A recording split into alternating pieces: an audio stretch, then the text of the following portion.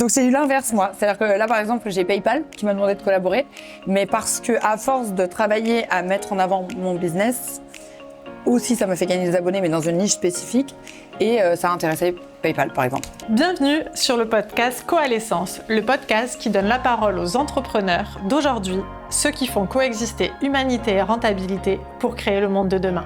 Physique de Loana, mental de Rimbaud et blague de Toto. Je suis Laure Barbaza, la fondatrice de la Fabique. Bah oui, si je jette une liasse de billets sur un SDF dans la rue, oui, je vais faire des vues, oui. La coalescence, c'est le phénomène physique de deux gouttes d'eau qui se rejoignent pour créer une goutte plus grande et plus puissante. Pour ce nouvel épisode, je suis très heureuse d'accueillir Alice, cat designer, Catellino. Les deux, c'est au choix. C'est ce que tu préfères.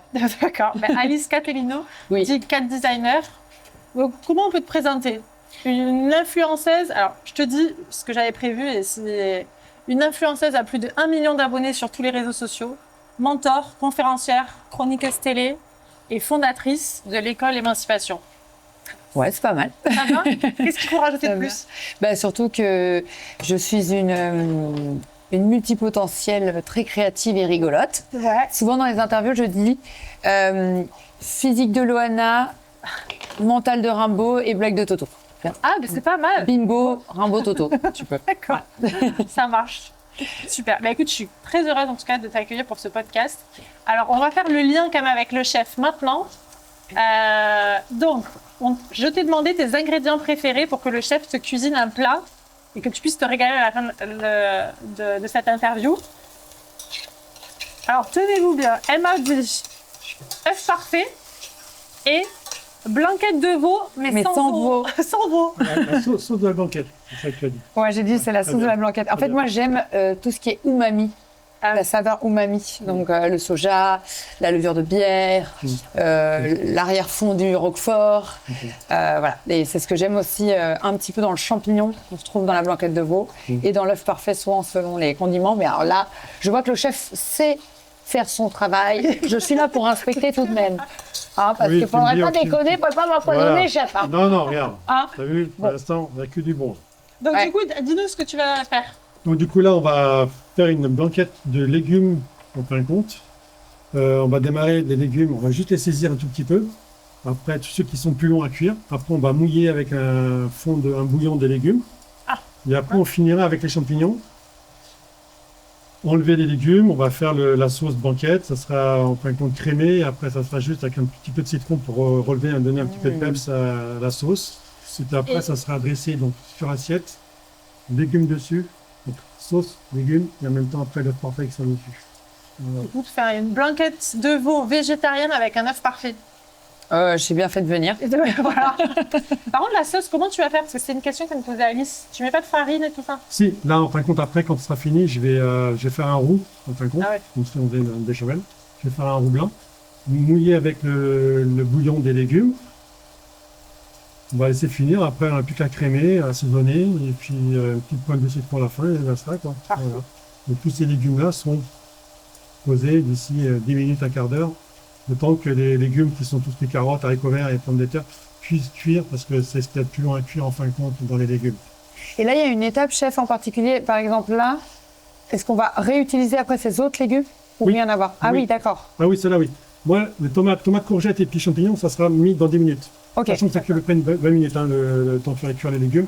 Ça soit quand même pas non plus trop cuit, juste croquant, enfin qu'on ait quelque chose, une texture en bouche, parce qu'on n'a pas de viande, on n'a rien. Hein. Donc, il faut arriver à trouver un moyen qui puisse... Voilà. Oui, parce que quand je lui ai dit, on va faire une blanquette de veau végétarien, il m'a dit, ah, d'accord, ça va être sympa. Bon, c'est un vrai challenge. Voilà. Non, j'ai ma fille végétarienne, donc... Alors moi, je suis pas végétarienne, mais j'essaye vraiment de limiter la consommation de viande. Je me dis, si on peut alterner avec les œufs, par exemple, ça peut donner super idées aux personnes qui nous regardent. Tout à fait. Voilà, donc là, c'était la minute cuisine du podcast. On reviendra après, de toute façon, tout au long de l'interview et puis surtout après pour la dégustation. Voilà, lors de la fin du podcast. Super. Bon, en tout cas, merci beaucoup pour cette présentation. Alors, ce que je te propose, parce qu'ici, c'est le podcast, donc ça s'appelle Coalescence, on fait coexister humanité et rentabilité. On va commencer sur ton parcours. Parce que moi, pourquoi j'ai choisi Alice ? Parce qu'Alice, c'est une entrepreneure du digital, quand même. Tu utilises les réseaux sociaux, donc tu es une influenceuse. Et c'est vrai que pour la petite histoire, moi qui suis plutôt l'entrepreneur classique et avec mes amis entrepreneurs, les entrepreneurs du digital et tous ces entrepreneurs qui utilisent les réseaux sociaux, je ne les voyais pas forcément d'un bon œil. On n'est toujours pas vu d'un bon œil. Voilà, c'est ça. Mais du coup, on va parler de ça justement. Et quand je t'ai rencontré, maintenant il y a plus d'1 an, j'ai vraiment découvert un nouveau monde. Et surtout, j'ai découvert à quel point tu étais humaine. Et je me suis dit, mais c'est parfait pour le podcast parce que ça va permettre aussi peut-être de casser l'image des influenceurs. Et surtout, toi, tu vas nous expliquer comment tu arrives à mixer rentabilité et humanité dans le monde du digital qui est quand même très axé et qui a une mauvaise image très axée sur la rentabilité. Ouais, c'est très intéressant ce que tu dis parce que déjà, le terme influenceur, il est galvaudé. On l'utilise à plein d'échelles. Alors qu'en réalité, pourquoi il a mauvaise presse, c'est que les influenceurs, en tout cas les premiers qu'on a connus, ce sont des influenceurs qui se sont fait connaître par des téléréalités, qui ont été propulsés par la télé. Et par la télé, ils ont monétisé leur image contre de la rémunération. Donc, un placement de produits pour des courgettes, des carottes, etc. Bon, c'était autre chose en général. Hein. C'est plus des blanchiments dentaires, des trucs borderline. Des trucs esthétiques. Voilà. Mais, et en fait, ce terme, il a été ensuite diffusé à tout ce qui, de près ou de loin, en tout cas, représentait une... Attention, on va perdre le chef. Voilà, tu vois, on parle d'influence, t'as vu, hein. Là-haut, il n'est pas content. Donc après, ça a été utilisé aussi pour ce qu'on appelle aujourd'hui les créateurs de contenu. Je peux t'en citer qui sont très connus, comme Squeezie, Léna Situation, qui, eux, sont partis de leur chambre, se sont fait connaître à l'inverse, par la créativité, n'ont pas été poussés par un média. Et derrière, ont aussi eu des placements de produits.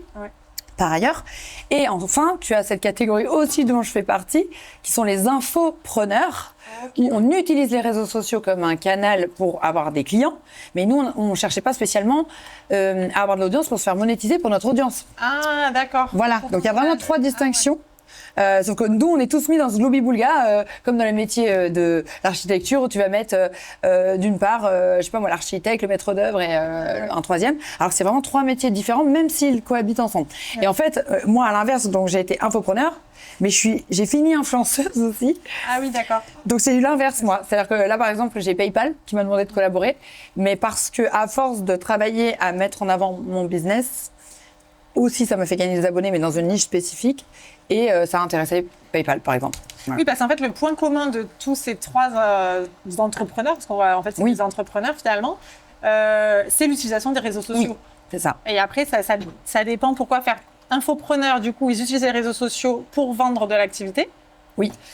La télé-réalité, en fait, c'est ils font du placement de produits via leur image. Parce qu'eux ont beaucoup de vues story, etc. Voilà, c'est ça. Et après, le troisième, c'est les créateurs de contenu qui, eux, en fait, c'est par leur créativité. Oui, et souvent même le placement de produit est très bien intégré dans le contenu. On le voit sur YouTube, par exemple. Oui, d'accord. Et voilà, c'est un peu des démarches différentes, mais je suis d'accord que le tronc commun, c'est le réseau social. Et le réseau social, tu parlais des entrepreneurs classiques, ils ont eu mauvaise presse parce que c'est arrivé très vite. Tout ce qui est nouveau, l'humain n'aime pas. Le changement. Pareil, le changement, voilà. Et en plus, on n'avait pas toujours des têtes d'affiche qui nous représentaient bien. Donc, forcément, ça a fait un gloubi-boulga de « Ah, de toute façon, tous ces trucs, là, TikTok, machin et compagnie, c'est bon, ça dégage, c'est pas pour moi. » Alors qu'en fait, c'est ni plus ni moins, et c'est ce que je disais souvent à mes parents, qui sont plutôt de la génération mai 68, c'est ni plus ni moins qu'un mégaphone. Pour moi, le réseau social, c'est un mégaphone du peuple, sauf qu'encore plus ouvert vers la liberté, parce qu'avant, on nous demandait de consommer le programme, la programmation télé, on n'avait pas notre mot à dire. On nous demandait d'acheter plus ou moins un magazine selon nos opinions politiques. Est-ce qu'on était Charlie? Est-ce qu'on était Figaro? Voilà. Mais bon, quand même, on payait un abonnement, on n'était pas décisionnaire de ce qu'il allait y avoir dedans. La radio, ça a commencé un petit peu à se libérer. Il y avait des radios libres, des choses comme ça. Mais tout de même, avait toujours au-dessus un PDG ou quelqu'un qui maîtrisait un peu les manettes. Les réseaux sociaux, on a redonné la parole au peuple. Donc les gens qui disent je suis un révolutionnaire et je suis contre les réseaux, ils n'ont rien compris au schmilblick. Mais je suis d'accord avec eux, il y a tout de même un problème, c'est que du coup on a donné la parole à tout le monde et donc à n'importe qui. Comme le dit mon ami Rémi Gaillard aussi. Et ce qui fait qu'il y a une espèce de kamehameha de bordel. Voilà. Mais c'est une libération pour le peuple aussi. Oui, parce que ça a démocratisé la parole, mais c'est vrai que du coup on a vu tout ce que tu disais, tout est un peu n'importe quoi, et notamment les placements de produits, les produits qui ont été placés au début, c'était souvent des arnaques. Et donc du coup, Mais alors, du coup, ce sont les influenceurs qui se sont fait prendre la main dans le sac. Les influenceurs étaient les pantins de leurs agences. Agences qui étaient drivées par des, je vais pas dire le nom, mais EJ, etc., qui, eux, ont pignon sur rue, ont des grands Bernard No, etc., et compagnie derrière. Donc, qui est finalement le monstre, l'influenceur ou celui qui tient les marionnettes, tu vois. Donc c'est pour ça que pour moi ça me fait beaucoup de peine et que je parle au nom des influenceurs qui souvent ont été les pantins d'une industrie qui était extrêmement lucrative. Bon, ce qui est super, c'est que grâce au rappeur Booba, il y a eu un peu de ménage avec le mouvement Influx Voleur. Ce qui a fait naître une loi, je crois que c'était le député Monsieur Laporte. Ça, c'était quand ? C'était en juin 2000, je sais plus l'année, je crois que c'est 2020. D'accord, mais donc oui, ça c'est récent, très récent. Et donc aujourd'hui, nous sommes tenus, et si des influenceurs passent par là, je les invite à m'écouter, nous sommes tenus à passer un certificat qui, alors c'est pas obligatoire, mais c'est vivement conseillé, qui s'appelle l'ARPP, le certificat de l'influence responsable. Et on a les mêmes devoirs que n'importe quel publicitaire ou marque, que ce soit dans l'industrie pharmaceutique, les voitures, etc. Il y a des choses qui sont acceptées, admissibles, d'autres non. Typiquement dans la médecine esthétique ou la médecine. On ne peut pas recommander à un médecin et lui en faire de la pub. Par contre, on peut faire un contenu de prévention. Sur les jeux, parce que moi je travaille aussi avec le groupe Partouche, les jeux d'argent et de hasard, c'est hyper contrôlé. On peut pas dire waouh, viens jouer au poker, ça va changer ta vie. Bah non, c'est pas vrai, parce qu'il y a une notion de hasard. Donc c'est comme la Française des Jeux, on a les mêmes contrôles, les mêmes règles, et si on ne passe pas ce certificat, on est un petit peu. Et ça, du coup, comment parce que c'est une super info ce que tu nous as donné, parce que pour les entrepreneurs qui veulent utiliser des influenceurs, parce qu'ils voient bien que c'est quand même une nouvelle manière de communiquer et ça peut aller toucher exactement la cible du produit, comment on fait pour savoir s'il a eu cette ARP? Ah d'accord, oui. Et c'est un certificat alors c'est un certificat, si eux-mêmes ne savent pas ce que c'est, il faut vivement leur conseiller de le faire. C'est pas très cher, je crois que c'est 160 €. D'accord. Et en 3 heures, 4 heures, de QCM et de questions, on passe ce certificat. Mais il y a vraiment le BABA. Typiquement, je te prends un exemple. Dans l'industrie de l'automobile, que je connais bien parce que mon conjoint vend des automobiles, on n'a pas le droit de mettre une voiture au milieu de l'herbe. Parce que ça signifierait en biais cognitif que la voiture est bonne pour l'environnement. Alors tu peux rouler à côté de l'herbe, mais il faut que tu sois sur une route. Et à l'époque, on mettait, tu vois, des 2 chevaux dans l'herbe, pique-nique, machin. Aujourd'hui, ça serait plus admissible, tu vois. Donc c'est des petites choses à savoir qui, je trouve aujourd'hui, ont quand même régularisé l'utilisation des placements de produits, comme notamment la mention collaboration commerciale, qui est obligatoire. C'est pour ça que depuis tout à l'heure, je te donne plein de noms de marques pour pas que c'en ait qu'une. Sinon, on croirait que je fais un placement de produit. Sinon, tu aurais des soucis sur YouTube ou je ne sais où. Voilà, donc c'est important que quand il y a un placement de produit, de bien mettre la mention collaboration commerciale et de préciser si elle a été rémunérée ou non. Ok, donc ça c'est invitation. Ah oui, donc ça c'est ce qu'on voit aussi sur Instagram, sur les réseaux. Oui, mais qu'est-ce que tu considères comme étant rémunéré? Genre là, je te fais à manger, est-ce que tu considères que c'est rémunéré? Alors, là, on est dans le cadre d'une interview, donc c'est autant d'intérêt que le mien. Donc on peut se dire que c'est équilibré. Mais si par exemple tu m'imposais de partager le podcast, ça pourrait être considéré par exemple comme une collaboration. Après, je peux le faire de mon plein gré et décider que moi aussi c'est un intérêt pour mon business. Comme je suis infopreneur, ça peut tout à fait se justifier. Par contre, si ça ne se justifie absolument pas, c'est-à-dire que la personne est juste influenceuse et quelque part elle a aucun intérêt à se faire interviewer, on pourrait, alors je pense pas qu'ils iraient à ce point-là parce que là tu m'as offert des champignons. Enfin je sais pas, excusez-moi la DGCR, je ne voudrais pas vous heurter, je peux faire dans la déclaration, parce que normalement dans la déclaration d'impôt, tu dois écrire ce qu'on t'a offert. Alors moi comme c'est une société que j'ai, donc moi je fais des factures, c'est beaucoup plus simple parce que mon activité est déclarée par mon comptable, etc. Mais tu as plein d'entrepreneurs qui sont soit en micro-entreprise, soit même qui n'ont pas de structure, qui ne se sont pas déclarés. En fait, on ne se rend pas compte, mais c'est un métier, finalement, c'est hyper réglementé. Oui, c'est hyper réglementé, on est doublement contrôlé. Tu vois, moi, j'ai plus souvent des contrôles, que ce soit dans le cadre de la comptabilité, de la visibilité. Il faut encore plus montrer patte blanche. Mais c'est normal, en fait, on ne peut pas avoir le beurre et l'argent du beurre. On a, entre guillemets, le pouvoir de l'audience. Donc aussi, on a le pouvoir de faire n'importe quoi. Les gens, dans l'histoire qui ont eu l'audience, je ne vais pas les citer, mais les grands dictateurs avaient le pouvoir de... en tout cas, manier un petit peu l'opinion des foules, et tu as vu ce qui s'est passé. Donc c'est normal que ce soit un peu contrôlé, parce que si on donne un pouvoir à n'importe qui, il en fait n'importe quoi. Ouais. Et du coup, c'est à la fois, c'est bien parce que ça réglemente, donc du coup, ça a fait quand même du tri, j'imagine, et ça a aussi donné encore plus de visibilité aux bons. Et je pense qu'à toi, tu as dû bénéficier de ça, parce qu'à partir du moment où tu es réglo, tu fais bien ton travail, vu que ça élimine les mauvais, ça te pousse forcément dans l'audience. Alors moi, ça m'a pas donné plus de visibilité, justement, parce que comme je fais très attention, je peux pas faire des choses qu'on appelle putaclic. Je sais faire du putaclic et faire du très viral, mais du coup, je ne voudrais pas. Bah oui, si je jette une liasse de billets sur un SDF dans la rue, oui, je vais faire des vues, oui. Mais moi, j'ai pas du tout envie d'un point de vue éthique. Mais je m'en fous parce que moi, c'est pas la visibilité que je recherche, c'est l'éthique, c'est l'expertise. Je ne monétise pas mon audience, encore une fois. Donc moi, que je fasse, tu vas te dire que c'est déjà beaucoup, mais que je fasse 10, 15 000 vues ou 200 000, pour moi, c'est la même chose. À partir du moment où j'ai touché les bonnes personnes, qui, pour moi, les bonnes personnes dans mon business model, ce sont des entrepreneurs qui ont besoin d'utiliser les réseaux sociaux, avoir plus de trafic sur leur business ou avoir plus de clients d'un point de vue acquisition. Moi, ça me va. J'ai pas besoin de faire... J'ai fait des contenus à 1 million, 2 millions, c'est super, mais ça t'amène pas des clients. Ça t'amène des touristes. Oui, ou ça booste ton ego aussi, ça doit faire plaisir, j'imagine, de voir que tu as 1 million de vues. En fait, moi, je sais le faire. C'est mon métier de faire du 1 million de vues aux gens. Donc, oui, au début, tu es content, mais en fait, je dis oui, en fait, je connais mon métier. Mais en fait, oui et non, parce que le problème, c'est qu'aussi, ça nuit à l'algorithme. Enfin, si je vais essayer de parler avec des termes très simples. Oui, en gros. Très simple.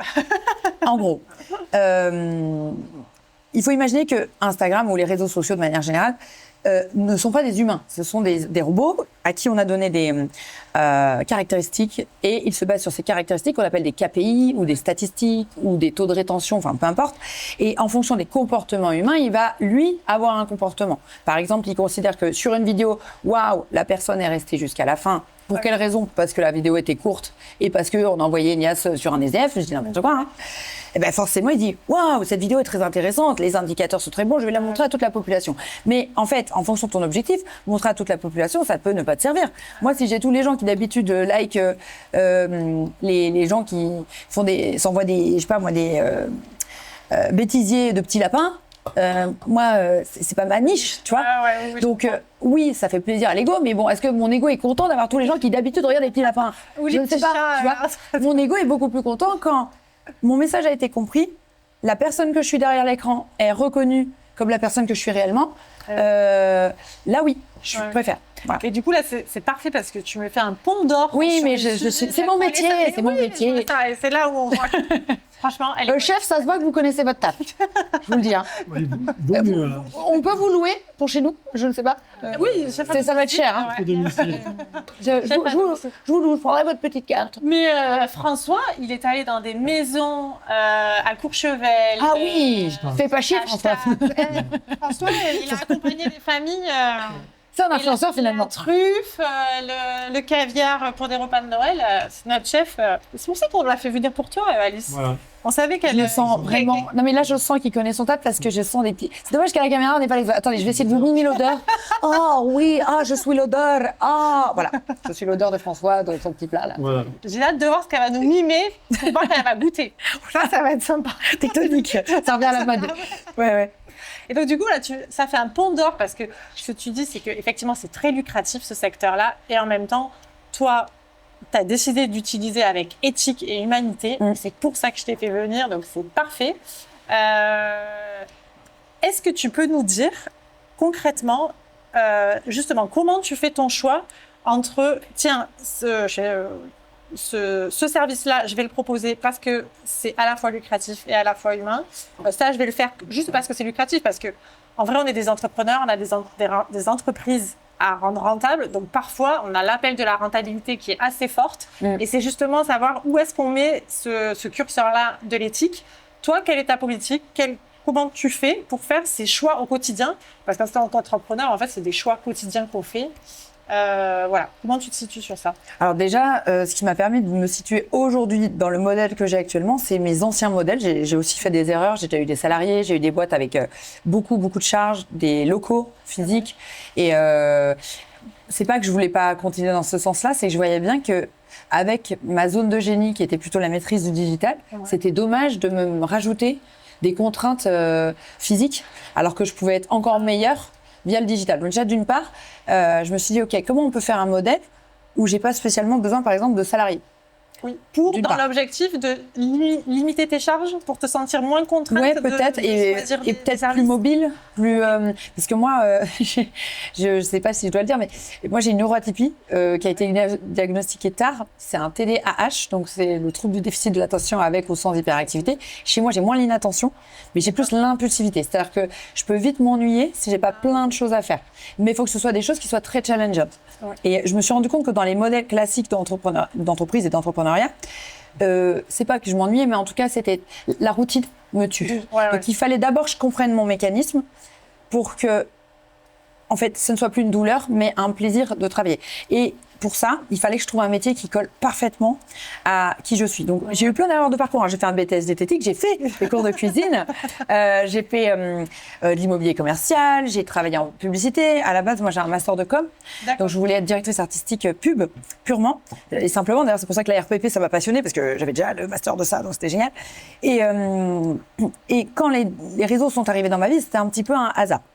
Je suis arrivée en 2015 à Montpellier, j'étais inconnue au bataillon, je connaissais personne, pas de réseau, rien.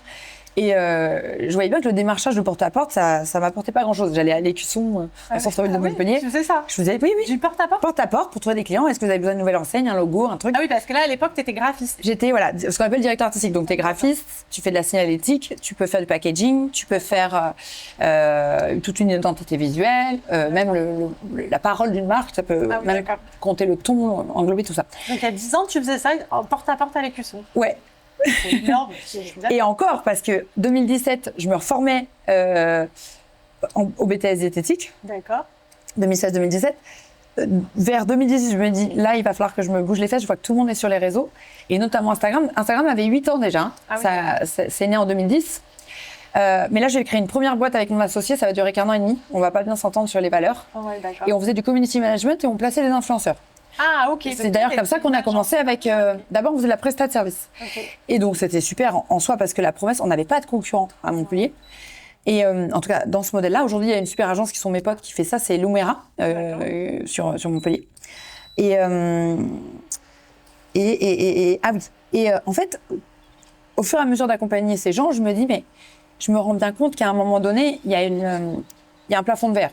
C'est-à-dire que les restaurants, par exemple, que j'accompagne dans le community management, si vraiment je veux faire du bon community management, vraiment comme je le ferais pour moi, ça va leur coûter 2000 balles par mois. C'est impossible. Enfin, les petits restos, ils vont mourir. Je me suis dit, il faut les rendre autonomes. Il faut qu'ils puissent le gérer en interne, parce que, quitte à se répartir les tâches, c'est-à-dire que la serveuse, le chef de salle, le machin, chacun son rôle, puisque c'est un gros travail. Si on veut vraiment percer sur les réseaux, c'est un vrai travail. C'est pas juste je pose des photos, j'attends et puis voilà. Ah oui, on ne se rend pas compte du taf que c'est. C'est comme avoir un magazine. Ah ouais. C'est comme gérer un magazine. Directeur de publication, directeur de publicité, directeur de la photographie, directeur des montages. Moi, je fais 22 métiers en un. Ah ouais, mais voilà. Ça m'étonne pas. Et ça prend un temps fou. Ah ouais, pour des résultats, parfois, c'est décourageant. C'est ça. C'est un vrai métier.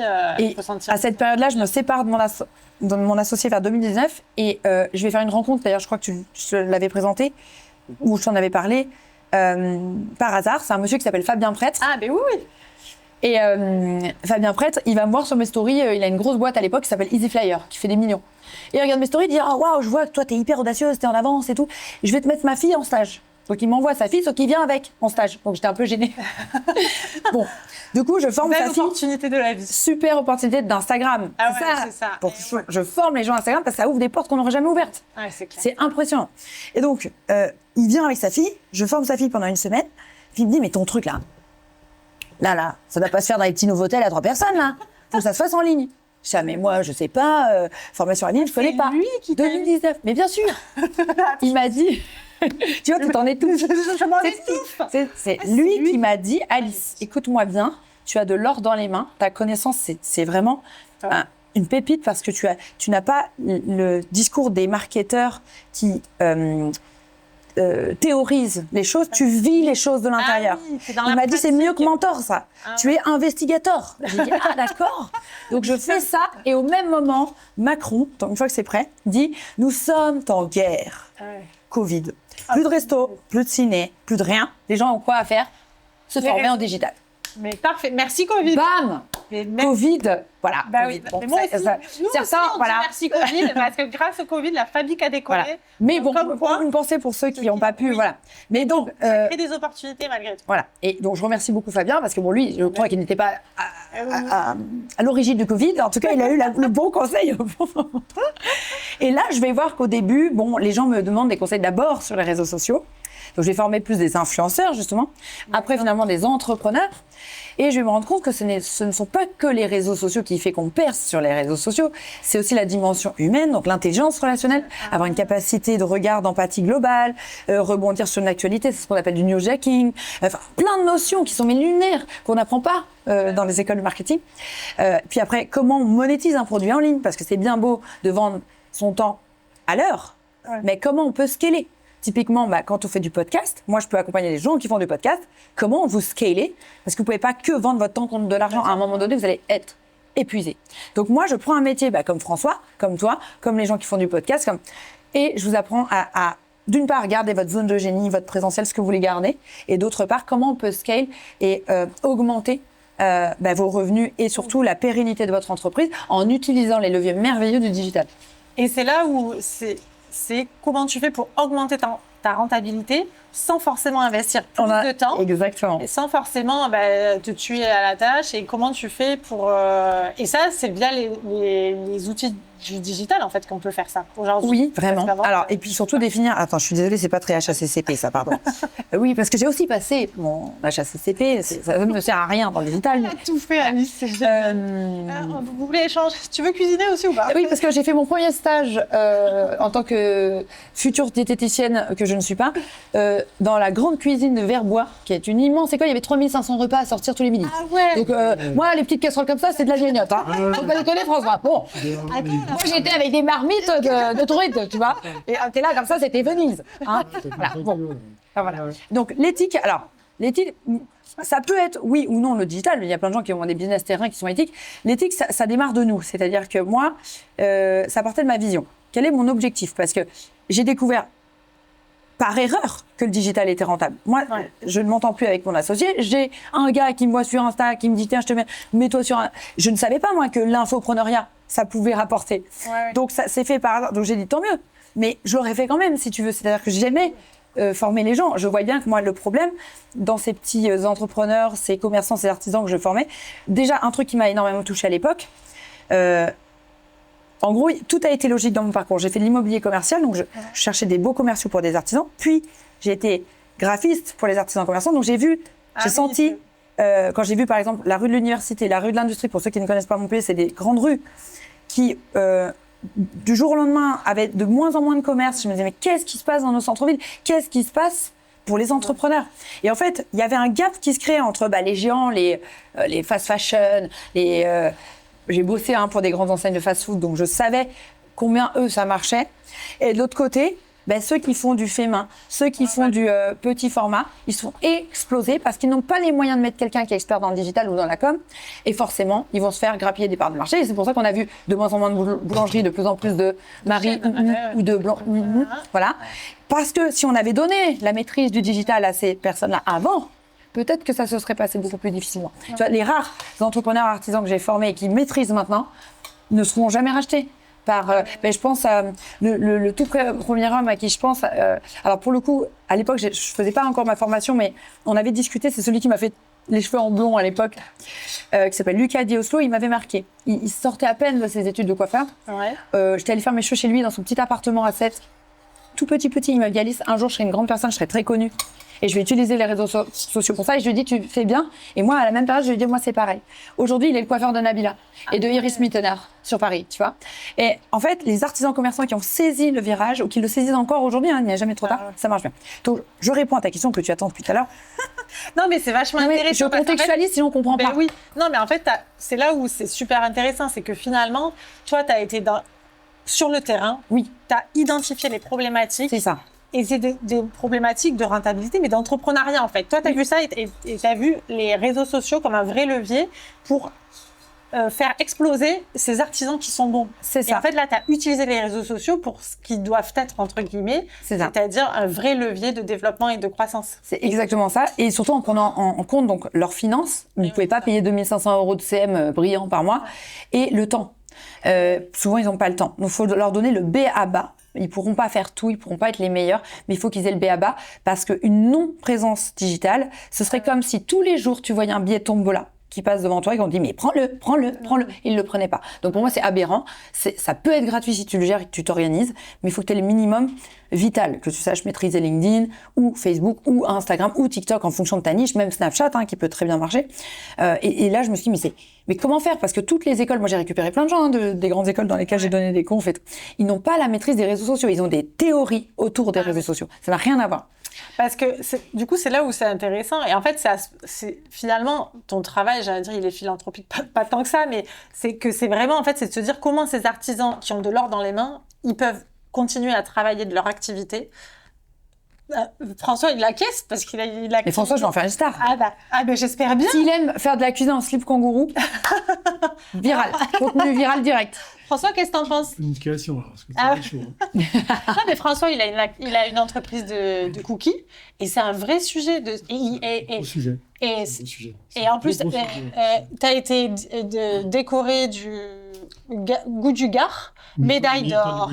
Mais alors, c'est marrant que tu me dises ça parce que du coup, c'est pour ça que les influenceurs sont aussi mal vus, entre autres. C'est qu'aujourd'hui, on récompense plus le nombre de vues que l'expertise. C'est malheureux, mais c'est comme ça. Et c'est ce qui m'énerve, en fait.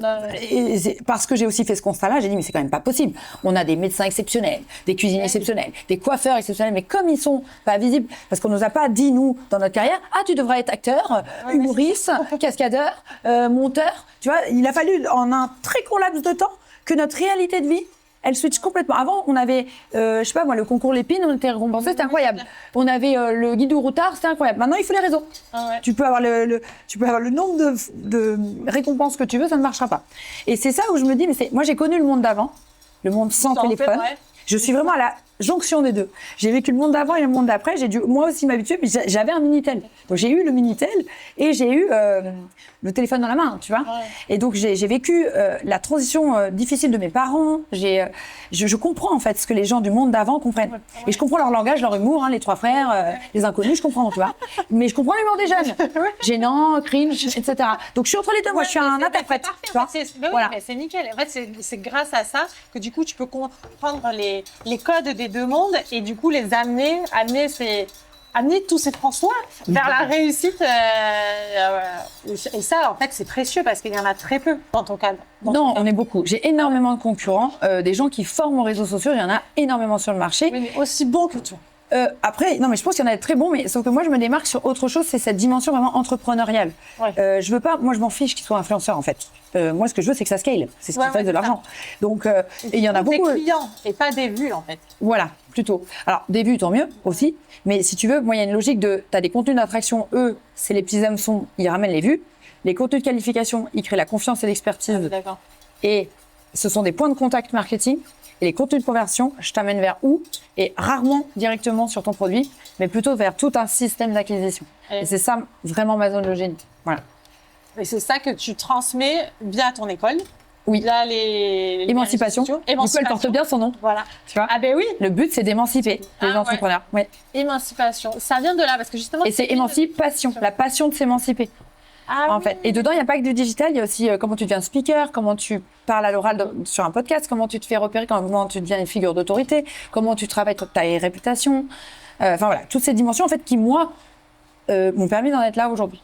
Oui, et qui fait sens pour toi. Parce qu'en fait, tu vois, c'est hyper intéressant parce que ça va faire quoi, un an et demi que je te connais, mais je ne connaissais pas toute cette histoire et tout ton engagement auprès des artisans et des entrepreneurs. En fait, je le découvre aujourd'hui. Je découvre aujourd'hui ce qui t'a motivé à faire ça, pourquoi émancipation, et c'est bien plus profond que juste les réseaux sociaux. Même c'est encore plus profond. C'est que j'ai eu une relation toxique pendant 6 ans avec un mec qui m'empêchait de parler aux hommes et de travailler. Donc principalement, j'ai quelques hommes dans mon académie, mais j'ai surtout des femmes. J'émancipe les femmes. Ah oui, surtout. voilà, aussi. Surtout. D'accord. Ça c'est la vraie, surtout les mamans, tu vois, quand je sens que elles vont à un moment donné se retrouver. Voilà, j'ai besoin. Alors j'ai des hommes quand même, mais c'est beaucoup les femmes qui me touchent parce que je sais qu'elles auront doublement des difficultés dans l'entrepreneuriat, elles doivent 2 fois plus prouver. On leur prête... J'étais à un colloque BNP Paribas. Tu sais que sur les levées de fonds, 4% des levées de fonds, c'est des femmes. Le reste, c'est des mecs. Ah Non, ouais, mais voilà. ça m'étonne pas. Mais c'est impressionnant. Donc, il va falloir doublement les aider. Ouais.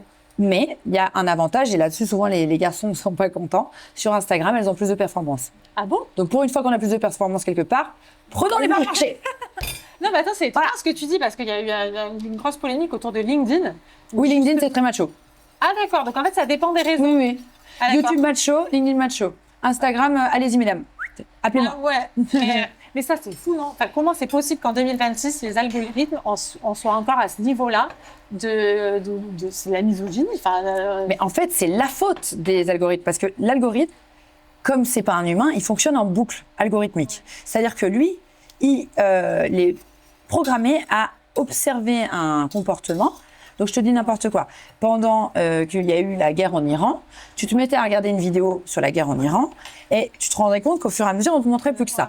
Bon, quand c'est de l'informationnel et que c'est un instant T, on va se dire c'est pas très grave. Le problème qui se passe, c'est que chez les petites filles, elles vont rentrer dans des algorithmes de féminisme trop violents, parfois extrémistes, et les petits garçons, ils vont rentrer dans des boucles masculinistes extrémistes.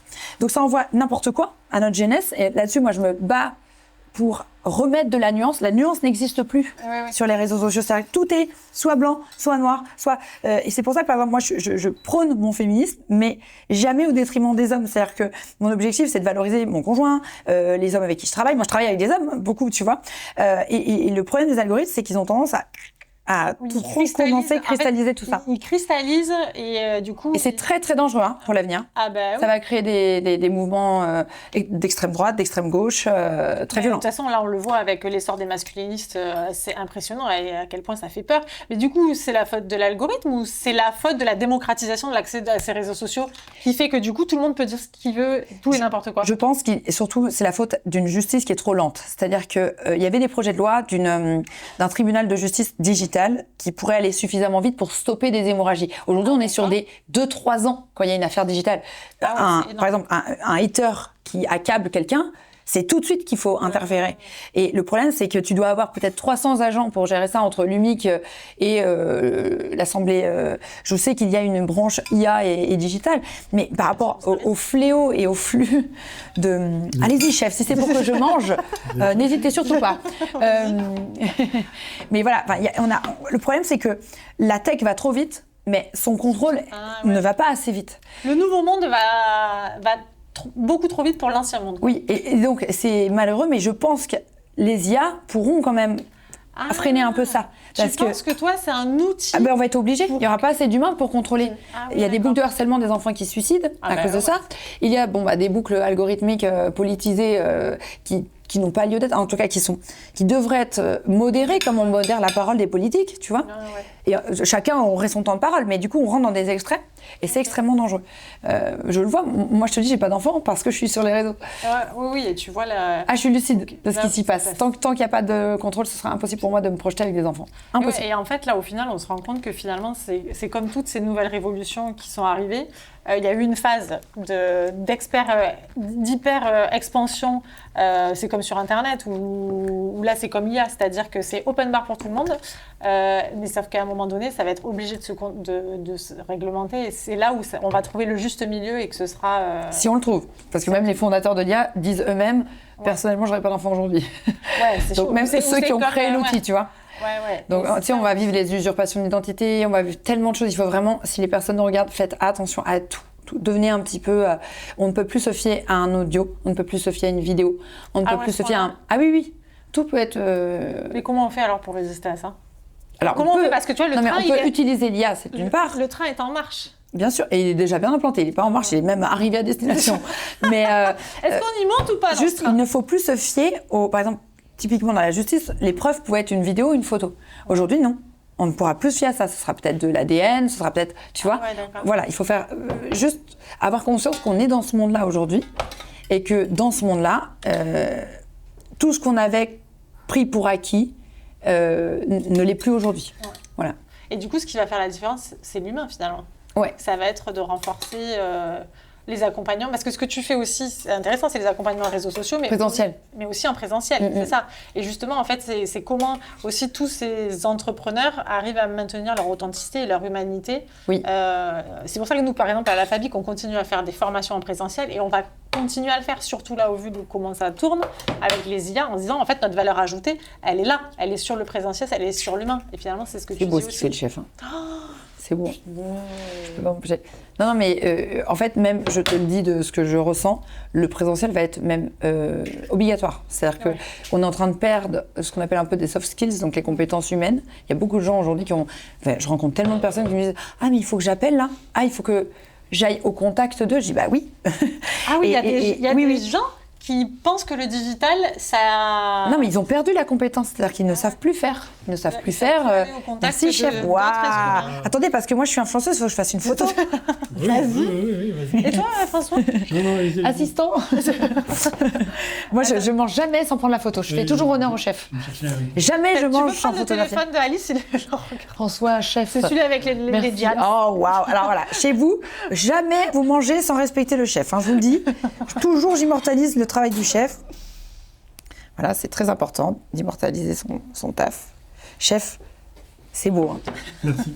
Ça se voit que vous connaissez votre métier. Ça vous fera plaisir. Bah écoute, on va goûter. Je vais là, c'est pas grave. Oui, on va goûter. Et attends, je sais plus ce que je te disais. Tu dis oui qu'ils ont perdu les compétences d'aller au contact d'autres êtres humains. Et les formations qui vont aider les gens à reprendre le contact humain vont être d'utilité publique dans quelques années. Toute la génération Covid, là, les jeunes Covid, etc., je le vois, hein, ils n'ont plus cette facilité qu'on avait avant les années 2000 à être avec les gens, en fait, entre les gens, entre nous. Et moi, je fais beaucoup de présentiel pour ça. Je leur apprends à monter sur scène parce qu'on va trop s'habituer à se cacher derrière nos écrans, quoi. Alors, on goûte. Après, c'est un petit peu plus de sauce, il y en a. Si vous voulez, j'ai mis juste ce qu'il fallait. Est-ce que tu retrouves la sauce de la blanquette de veau que tu aimes tant? Ah oui, oui, oui. Surtout là. Avec les légumes. Mais pourquoi j'aime autant cette sauce, chef? Qu'est-ce qu'il y a dedans? Quel est le secret des chefs? Parce que moi, quand je la refais chez moi, c'est pas pareil. Mais c'est ça. Je pense que 30 ans de métier. 40. Il est bien conservé. Oui, c'est vrai.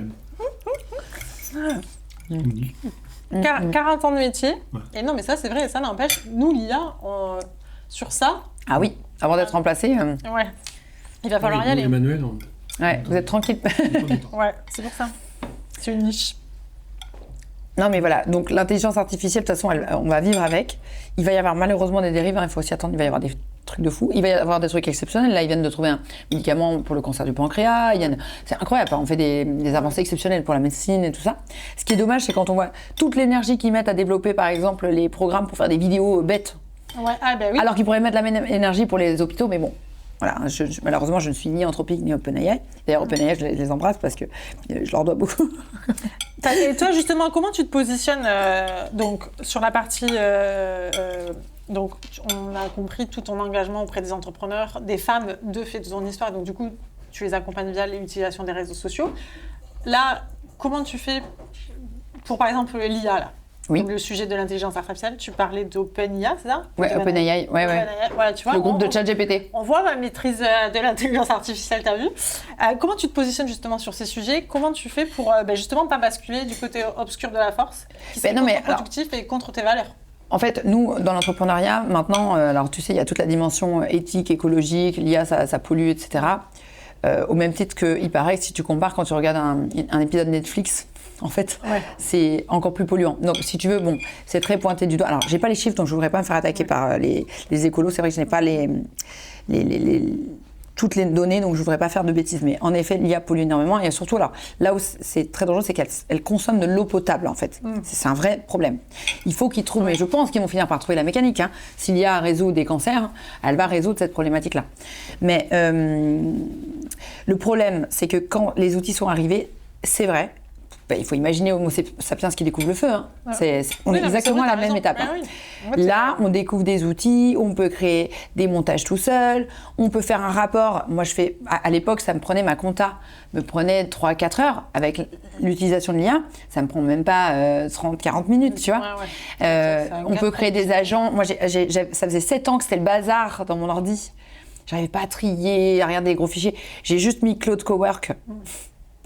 En 20 minutes, mon ordi était rangé, trié par document, Et là, voilà. Oui, mais ça te fait pas peur, là, d'avoir autorisé une IA à rentrer dans ton ordinateur et avoir tous tes fichiers? Ouais, mais moi, c'est des fichiers, tu sais, c'est des logos que j'ai réalisés. Il n'y a pas de données sensibles. C'est vrai que je travaillerais dans la défense, la finance. Oui, mais là, moi, c'est pas mon cas. Moi, ils vont voir des captures d'écran de feed de gens. Enfin, tu vois, c'est des trucs qui sont déjà publics. Donc, oui, donc tu as fait attention, tu et en fait, sur des données aussi, qui sont pas sensibles. Ils ont déjà toutes nos données. Il y a eu des fuites du fisc de toutes nos données. Il y a eu des fuites, il y a eu des piratages de Société Générale, Conto, etc. Donc, si tu veux, moi, j'ai le truc de oui, mes données, nana, j'y crois pas du tout. Je pense qu'elles sont déjà vues au-dessus de tout le monde. Je pense qu'il vaut mieux vite maîtriser un outil avant de se faire absorber par l'outil. Néanmoins, ce que je dis souvent à mes élèves, c'est OK, on apprend, on va maîtriser, mais ne devenez pas asservis. Parce que leur objectif, c'est ça. Hein. Il faut quand même comprendre qu'aujourd'hui, les abonnements, ils sont à 20-25 €. Qu'est-ce qu'ils vont faire plus tard? Ils vont le monter à 100, 200, etc., etc. Parce qu'on ne saura plus faire autrement. Donc, je dis toujours à mes élèves, OK, pour constituer votre idée, par exemple, planifier tout un mois de contenu, c'est vrai que ça aide beaucoup dans les grandes lignes. Mais je leur dis surtout, ne reproduisez pas bête et méchamment ce que l'IA vous a donné. Elle vous donne des axes, des pistes, mais c'est votre personnalité, votre identité, votre expertise à vous, d'humain, qui va faire la différence. Parce que si on fait tout avec l'IA, eh ben, déjà on perd son identité, on perd même le message qu'on voulait faire passer, les valeurs, tu vois. Et on généralise tout, on normalise tout. C'est ce que l'IA veut. Et tu te retrouves avec des comptes LinkedIn ou des comptes Instagram qui sont des petits copier-coller. Parce que c'est tout le temps nanana, spoiler alerte. Tu l'as vu le spoiler alerte? C'est ChatGPT ça. Tu remarqueras dans les profils, tous les gens qui ont spoiler alerte, machin, c'est généré par Insta. Il n'y a aucun Français qui intuitivement, à part la génération de la Gen Z, disait spoiler alerte. Tu vois? Donc faut arrêter avec spoiler alerte, s'il vous plaît. Genre, on en a ras-le-bol. On sait que c'est ChatGPT. Ouais. Oui, en fait, finalement, ce que tu dis, c'est comme les réseaux sociaux, c'est utiliser l'IA et les réseaux sociaux comme un outil et pas comme le cœur et l'essence même de l'individu et du produit et du service. Mais oui, regarde la voiture. Tu passes un permis. Tu apprends ton code. Ta voiture, elle peut monter à 240 ans. Ouais. Elle peut. Mais soit tu respectes le code, soit tu ne le respectes pas. Si tu as un accident à 50, tu peux t'en sortir. Si tu as un accident à 250, tu ne viendras pas te plaindre si tu pars en prison et que tu as tué en plus des innocents. Donc, en fait, l'IA, c'est un peu pareil. Tu dois vraiment le voir comme une voiture. On te donne un véhicule. Bien sûr, tu as les possibilités de monter à 300, même 3000. Hein, on est en mode fusée là. Mais voilà, utilise-le toujours. Si c'est dans des fins de pouvoir faire manger tes équipes, manger ta famille, que ça te fait optimiser du temps et te laisse dans ta zone de génie, être un meilleur professionnel. Bien sûr, utilise, créer des CRM avec l'IA, avec Airtable, créer des automatisations avec Make, Enfin, voilà, je peux tous les citer. Maintenant, si c'est pour faire... au début, on était tous un peu en folie. Il y a eu une application qui s'appelait Sora à l'époque, qui a ouvert ses droits sur certains visages. Et à l'époque, c'était le visage de Thibaut InShape. D'accord. Donc Thibaut InShape, c'est un gros youtubeur sportif. Et donc, tout le monde s'est mis à faire des vidéos débiles avec la tête de Thibaut et c'est parti en vidéo raciste. Voilà, ça ne sert à rien. Ça n'apporte rien à la population. Ça ne fait pas évoluer les gens. Donc, si c'est pour l'utiliser comme ça, où il y a eu, chez les petits, c'était l'île de la tente à Fruits. Et ils reprenaient l'île de la tentation avec des skibidi, machin. Ça n'a aucun sens. Donc, utilisons l'IA si ça peut servir, ça peut apporter au business, à l'économie. Si c'est pour faire, trucs qui n'ont aucun sens, c'est idiot. C'est dommage. Oui, mais en fait, au final, c'est toujours la même question à chaque fois qu'il y a eu un nouvel outil, c'est à quelle fin, qu'est-ce qu'on nourrit avec cet outil. Voilà. Et tu as toujours le côté sombre ou le côté lumineux, quoi. Et après, il charge à l'humain aussi, en fait, à l'être humain, d'être au clair avec ce qu'il veut utiliser et pourquoi il veut l'utiliser surtout. Et ça, il y a un vrai enjeu de pédagogie, à la fois d'utilisation de ces outils et aussi d'apprentissage, c'est ça, enfin d'une meilleure connaissance de soi et aussi de ce qu'on veut faire avec ces outils-là. Exactement. Et ça veut dire développer la citoyenneté, développer le collectif. Il y a plein d'autres enjeux derrière. Et du coup, ça fait le lien avec finalement, c'est aussi derrière tout ça, c'est des enjeux politiques aussi. De comment on arrive à maintenir et à faire société ensemble malgré tous tous ces outils digitaux et tous ces outils. Est-ce que toi, tu es engagée sur la scène publique? Enfin, si tu l'es avec Émancipation. Je voulais aussi qu'on parle de ton événement, les Inspiration Awards, que tu as organisé. Parce que ça, pour moi, c'est un engagement. Alors, c'est peut-être pas un engagement politique, mais c'est un engagement fort quand même parce que... Est-ce que tu peux nous dire déjà ce que c'est les Inspiration Awards et surtout pourquoi tu l'as fait? Alors, Inspiration Awards, on l'a co-organisé avec Rachel et Vanina, qui sont mes 2 acolytes sur le projet. C'est parti de l'événement de sortie de mon livre qui s'appelait Inspiration Night, que j'avais organisé à la Grande Motte. Attends, elle a envie de goûter depuis tout à l'heure, la pause, c'était tellement dur. Voilà. Tu m'étonnes. Et ça s'était très bien passé. J'avais mis sur scène des hommes et des femmes qui m'inspiraient sur des tout petits formats de conférences. En fait, je me suis rendu compte à force de donner des conférences, parce que j'en donne entre 30 et 40 par an, ce qui est assez... Ah oui, parce qu'elle est aussi conférencière. C'est grand. Oui, mais je fais plus du spectacle que de la conférence. Bon, ça reste entre... Elle est vraiment très drôle. Je fais des blagues. Aller la voir, mon objectif à terme, c'est d'être humoriste. Mais voilà. Tu vas y arriver, je suis sûre. Mais en fait, je veux pas être humoriste comme on le connaît, moi. Je veux être businesswoman humoriste. Je veux apprendre aux gens et qu'ils se marrent, tu vois. Ah, mais c'est parfait, ça. Donc voilà. Et Inspiration Awards est venu après d'une conversation qu'on a eue avec les filles. On s'est dit, mais en fait, Inspiration Night a eu un super succès. C'était un mix, si tu veux, entre le festival de Montreux, où tu as des humoristes qui viennent rapidement et tu as le temps largement de t'imprégner du message, tu n'as pas le temps de t'endormir. C'était un mix avec La France a un incroyable talent. Il y a des shows, mettre en avant ces métiers souvent qui sont des métiers de décorateurs. Tu sais, les gens qui dansent à l'arrière de quelqu'un qui performe. Mais c'est eux les vrais artistes, tu vois. Voilà. Et puis de la remise de prix. Mais cette fois-ci, alors j'ai rien contre les Miss, mais on te félicite pas pour ton ADN, mais pour ce que tu crées. Mais pour ce que tu crées, Voilà. Et bon, et encore une fois, bravo aux parents des Miss. Franchement, vous avez bien bossé, les gars. Mais c'est vrai que dans moi, en tout cas, ma vision des choses, bon, bien sûr, ils les récompensent pas que sur le physique, mais quand même, ce ne sont pas des laidrons, hein, entendons-nous. Bon. Oui, mais c'était plus que le corps. Tu voulais mettre à l'honneur des femmes. Et pour moi, une femme, c'est pas un corps, en fait. Ça peut, c'est-à-dire qu'on peut utiliser son corps. Ben moi, par exemple, typiquement, je suis l'exemple inverse. C'est-à-dire que moi, j'ai été toute refaite, j'ai ma poitrine, machin. Et je fais tout pour justement que ce soit pas mon corps qui me fasse réussir. Je suis tout le temps en train de mettre des blazers et tout. Mais je pourrais. C'est-à-dire que, évidemment, quand je mets un maillot de bain, ça fait des vues, hein, tu vois.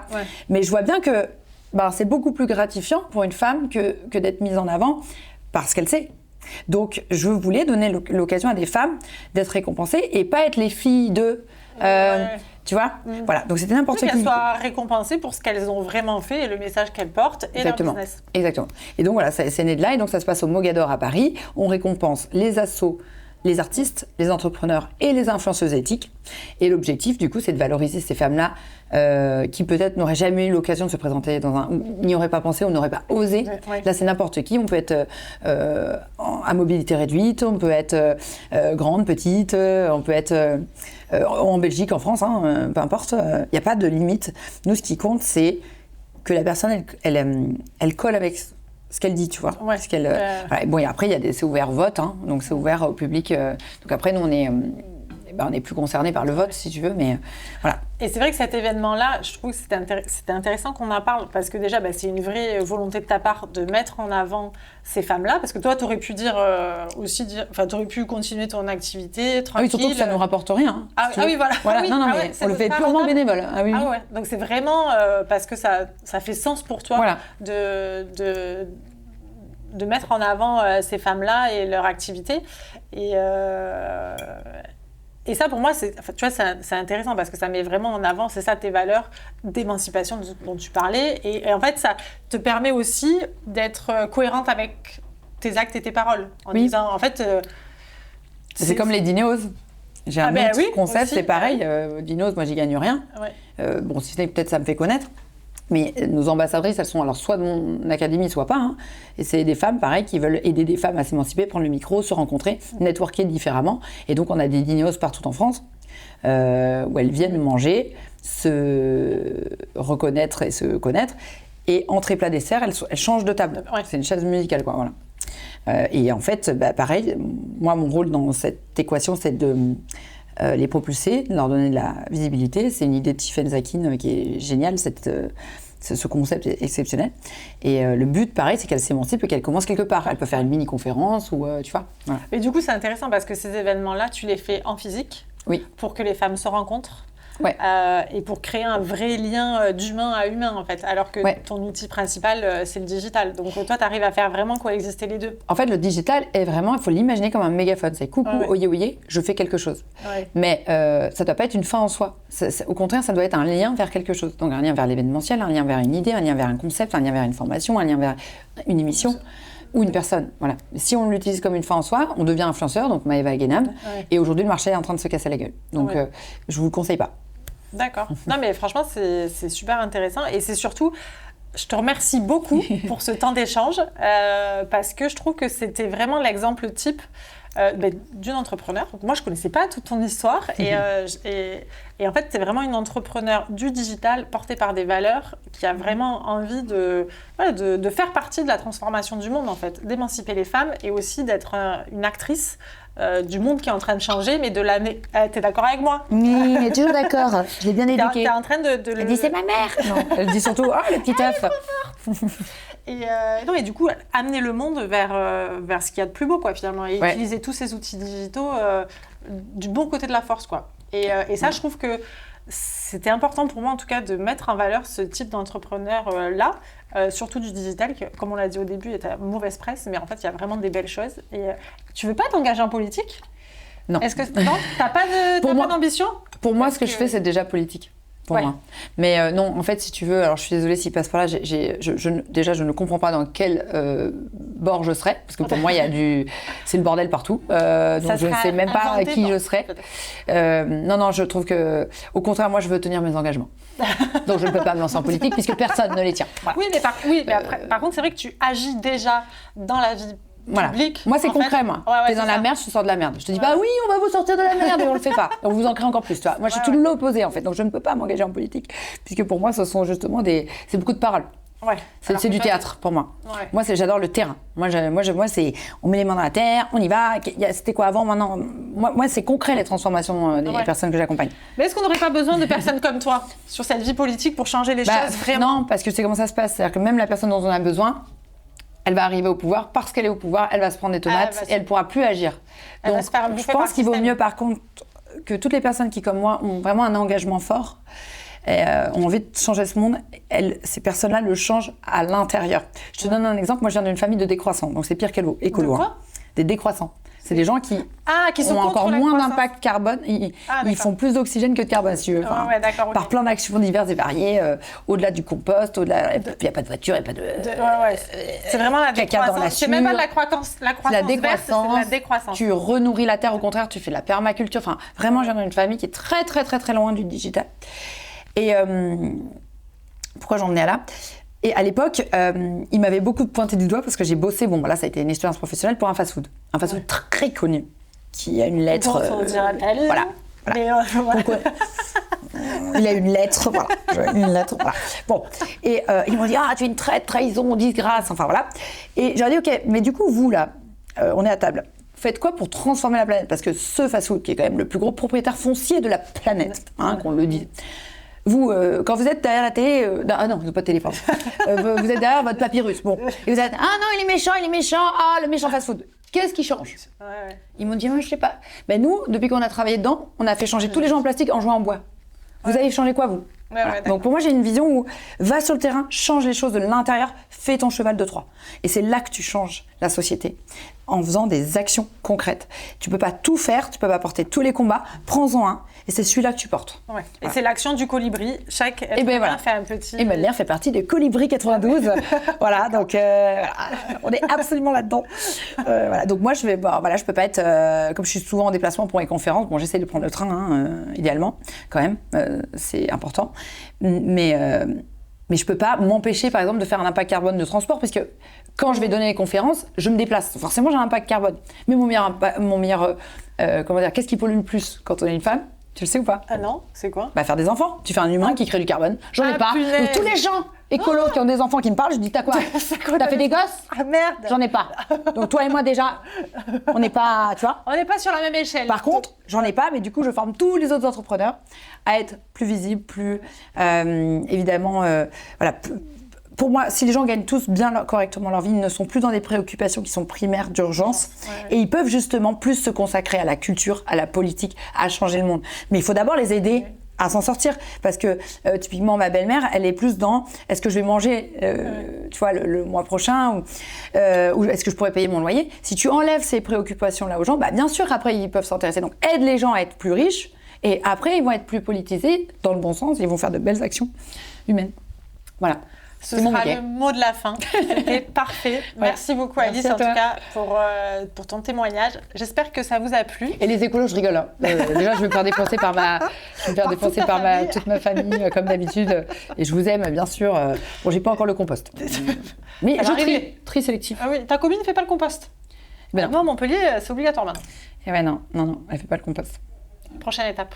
Ma commune, si vous passez par là, Pascal, parce que oui, je connais le maire. Pascal, si vous passez par là, je veux un compost. Voilà, compostez-nous. Merci en tout cas. Et nous, je vous donne rendez-vous dans 15 jours pour le prochain épisode. À bientôt. Merci d'avoir écouté cet épisode de podcast. J'espère que ça t'a plu, alors abonne-toi. On se retrouve dans 15 jours. Et d'ici là, n'oublie pas, c'est avec des gouttes qu'on crée des vagues.